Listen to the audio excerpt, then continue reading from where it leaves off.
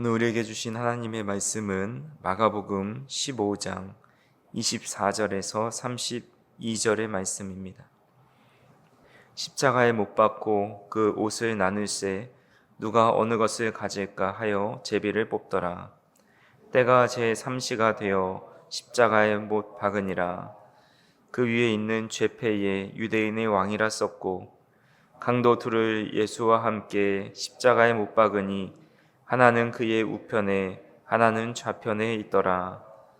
지나가던 자들은 자기 머리를 흔들며 예수를 모욕하여 이르되 아하 성전을 헐고 사흘에 짓는 자는 자여 내가 너를 구원하여 십자가에서 내려오라 하고 그와 같이 대제사장들도 서기관들과 함께 희롱하며 서로 말하되 그가 남은 구원하였으되 자기는 구원할 수 없도다.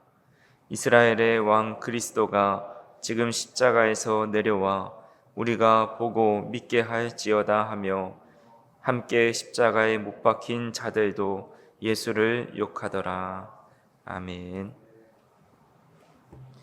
우리가 읽은 말씀은 예수님께서 빌라도에게 십자가의 형벌을 받으시고 군병들에게 채찍에 맞고 또 고초를 당하십니다. 그리고 이제 골고다의 십자가에 언덕에 오르셔서 십자가에 못 박히시는 장면이 오늘 우리가 읽은 말씀입니다. 예수님께서 십자가에 못 박히신 사건은 성경에서 매우 중요한 사건이지만 그 중요도에 비해서 이 처형된 사건에 대해서는 매우 단순하게 기록되어 있는 것을 보게 됩니다. 오늘 본문 24절에 보시면 십자가에 못 박고라고 기록을 하고 있고 25절은 조금 부연해서 때가 제3시가 되어 십자가에 못 박으니라 라고 기록되어 있습니다. 군인들이 못을 어떻게 박았는지, 그때 피가 어떻게 흘렀는지, 예수님을 못 박히시던 순간에 어떤 표정을 지으셨는지 어떤 자세한 설명이 없습니다. 우리가 영화에서 보는 그런 예수님의 표정, 그리고 못 박히신 손과 발, 또 어떻게 박히셨는지 정확하게 성경에 기록되어 있지 않기 때문에 그저 상상 속에 또 과학적인 분석에 따라서 영화화한 것을 보게 됩니다. 대신에 다른 이야기들이 많이 나옵니다. 군인들이 예수님의 옷을 제비 뽑은 이야기, 또 강도 둘이 함께 십자가에 못 박힌 이야기, 또한 예수님을 비난하며 조롱하는 군중들과 종교 지도자들에 대한 이야기가 나옵니다. 우리는 오늘 이 본문에 등장하는 이 십자가의 앞에 선 그런 사람들의 모습과 예수님의 모습에 대해서 함께 살펴보고자 합니다. 먼저 예수님 앞에 선 군인들이 나오지요. 오늘 본문 24절에 보면 십자가에 못 박고 그 옷을 나눌세 누가 어느 것을 가질까 하여 제비를 뽑더라 라고 기록하고 있습니다. 오늘 본문에는 누가 예수님의 옷을 나누었는지 나와 있진 않지만 다른 복음서에 보면 군인들이 예수님의 옷을 제비 뽑아 나눠 가졌다라고 기록을 합니다. 상식적으로 너무 이해가 되지 않는 말입니다. 사람이 십자가에서 끔찍하게 죽어가고 있는데 그 바로 앞에서 서로 웃으면서 낄낄대면서 옷을 나눠 갖고 있습니다.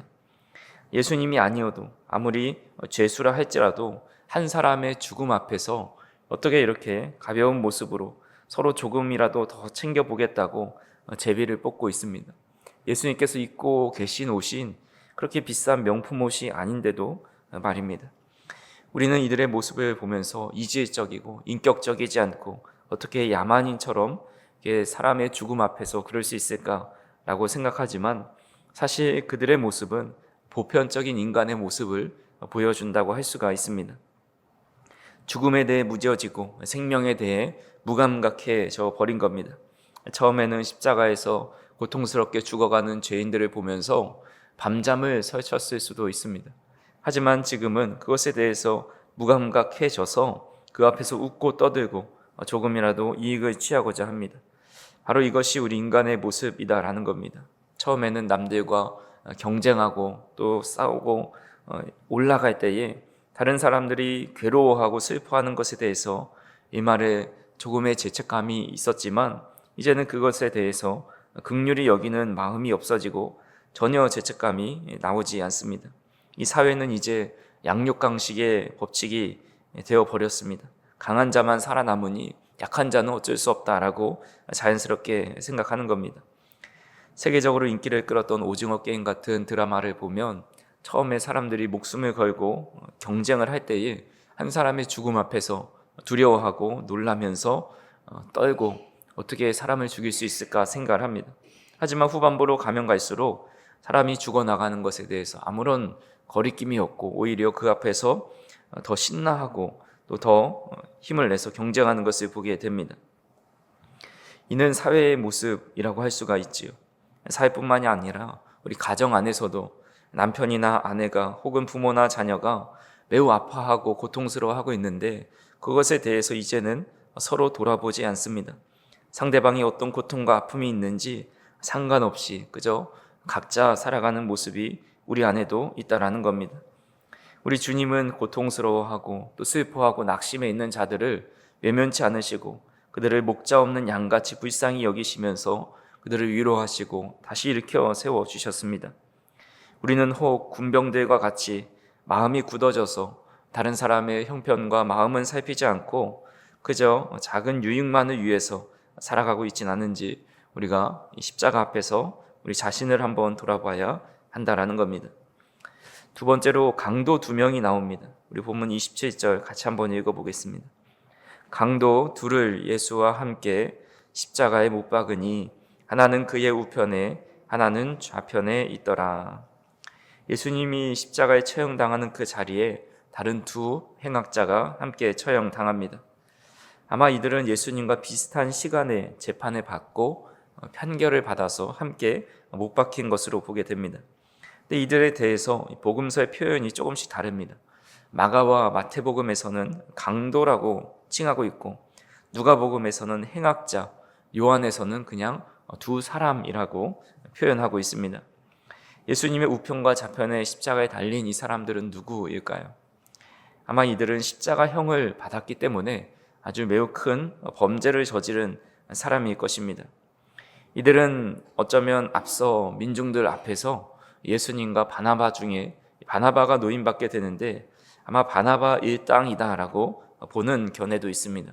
하지만 유대 절기 때에 단 한 명만 노임을 받을 수 있기 때문에 바나바만 노임을 받고 나머지 같은 일당인 이 두 명은 십자가의 처형을 당했을 거다라고 이야기합니다. 누가복음은 이들에 대해 좀 더 보충 설명을 합니다. 한 사람은 예수님을 향해서 내가 그리스도가 아니냐, 너와 우리를 구원해봐라 조롱합니다.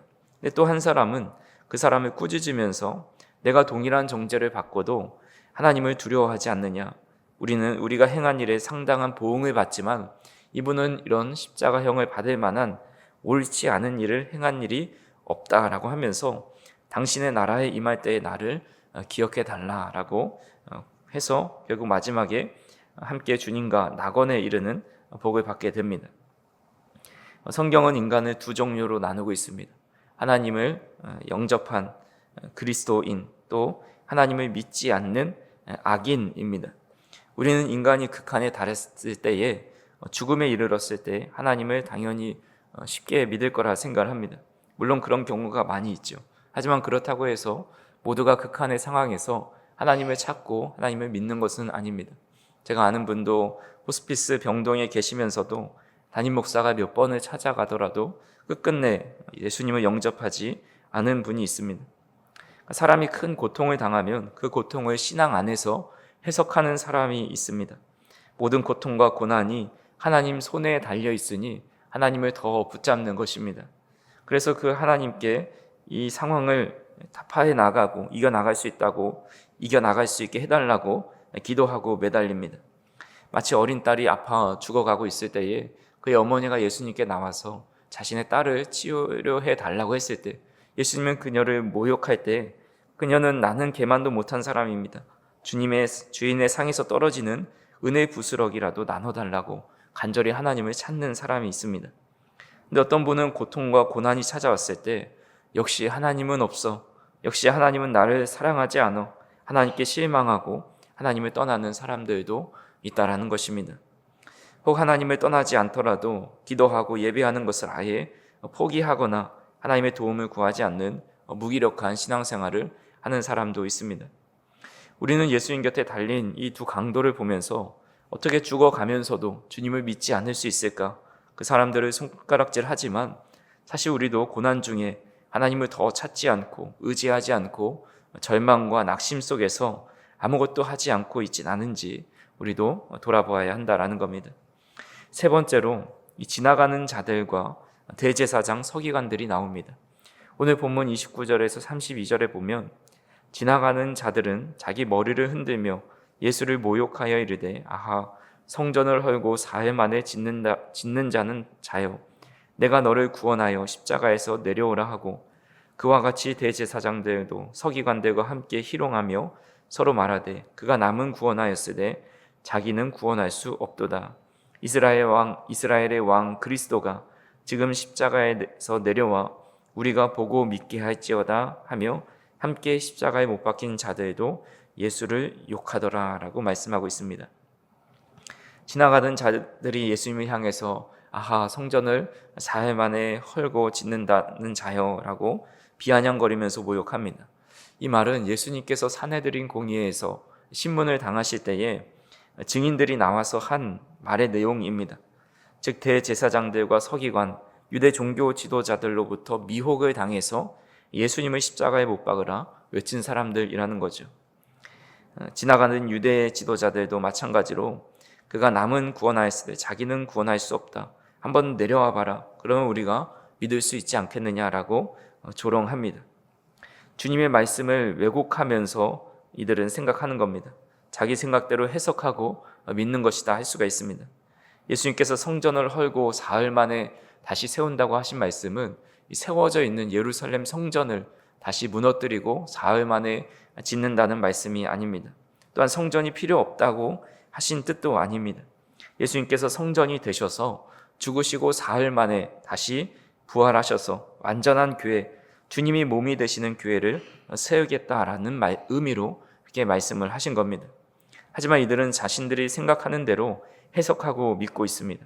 그러니 예수님을 시험하고 믿지 않는다라고 이야기합니다. 예수님을 처음 시험한 자가 누구입니까? 바로 사탄입니다. 예수님 공생을 시작하실 때에 사탄이 찾아와서 자기 마음대로 말씀을 해석했고 예수님께 기적을 행하라. 그러면 믿겠다라고 시험합니다. 만약 우리도 우리의 생각대로 하나님의 말씀을 오용하고 자기 중심적으로 해석한다면 이런 모습으로 변질될 수 있음을 우리는 알아야 합니다. 늘 하나님 말씀 앞에서 겸손하게 하나님의 뜻을 바로 알 수 있도록 하나님께 기도해야 하고 주님께서 이미 십자가의 부활의 기적을 보여주셨기 때문에 다른 것으로 주님을 시험하며 주님을 믿으려 해서도 안 됩니다. 우리는 주님을 늘 경외하는 마음으로 살아가고 늘 겸손하게 주님의 말씀을 올바르게 해석할 수 있도록 기도할 수 있는 저와 우리 성도님들이 되기를 간절히 소망합니다. 마지막으로 예수님의 마음입니다. 예수님은 남은 구원하였으되 자기는 구원할 수 없도다라는 모욕적인 말씀을 들으십니다. 만약 예수님께서 그 자리에서 내려오실 능력이 없으셨다면 그 말을 들으셨어도 억울하지 않으셨을 겁니다. 하지만 예수님은 천군 천사를 동원하셔서 그 자리에 내려오셔서 내가 하나님의 아들이다 라고 단번에 그들을 제압하고 또 비난하는 자들을 무기력하게 만들 수 있었습니다. 하지만 주님은 그렇게 하지 않으셨습니다. 끝까지 오래 참으셨고 십자가의 길을 누가 뭐라 해도 끝까지 걸어가셨습니다. 우리와 너무 대조되는 모습이죠. 우리는 할 수만 있으면 다른 사람보다 우위에 있으려고 합니다. 자신의 의로움을 증명하려고 합니다. 나의 의로움, 나의 믿음에 조금이라도 흠집을 내면 도저히 견딜 수 없어 합니다. 오늘 십자가를 끝까지 지신 예수님을 우리가 함께 바라보기를 원합니다. 우리도 세상에서 뭐라 하든지 또 주변에서 어떤 조롱의 소리를 하든지 하나님만 아시면 됩니다. 제가 정직하고 성실하게 믿음의 길을 걸어가고 있다는 것을 주님께서 바라보고 계시면 됩니다 라는 그런 고백으로 살아가는 저희 성도님들이 되기를 간절히 소망합니다. 오늘 우리는 십자가 주변에 서 있는 인물들에 대해서 살펴보았습니다. 생명에 무뎌져 버린 군인들, 또 같은 고통 속에서도 믿음을 저버린 또한 고백한 강도들, 그리고 자신의 생각대로 예수님을 조롱하는 무리들과 종교 지도자들의 모습입니다. 우리는 십자가 앞에서 어떤 모습으로 살아가고 있는지를 이 사람들의 모습을 보면서 그런 모습이 우리 안에 있진 않은지 우리가 예수님의 마음을 다시 한번 생각하면서 우리도 예수님처럼 누가 뭐라 하든 누가 어떤 생각을 하든지 믿음의 길을 끝까지 올곧이 하나님만 바라보며 걸어가는 저 우리 성도님들이 되기를 간절히 소망합니다. 십자가 앞에서 우리의 마음이 다시 새로워지고 주님을 경외하며 정직하고 성실하게 오늘 하루도 우리에게 맡겨주신 일상을 믿음으로 걸어가는 저 우리 성도님들이 되기를 주님의 이름으로 축원합니다. 기도하시겠습니다.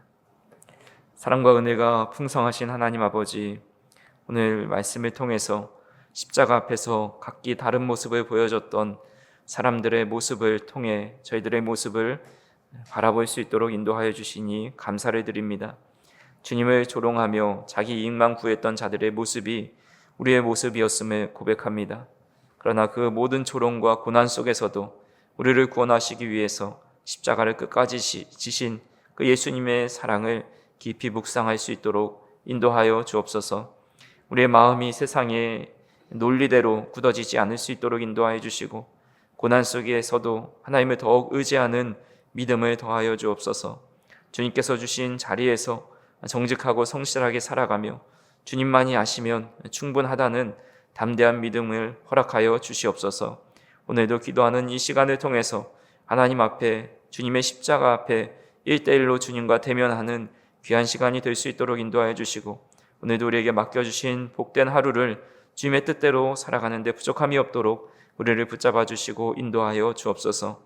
우리가 기도하는 모든 기도의 제목들이 하나님 안에서 선하게 응답될 수 있도록 인도하여 주시고 여러 가지 결정 앞에서 주님께서 지혜와 능력을 주셔서 하나님이 기뻐하시는 일을 하는데 부족함이 없도록 인도하여 주옵소서. 감사를 드리며 예수님의 이름으로 기도하옵나이다. 아멘.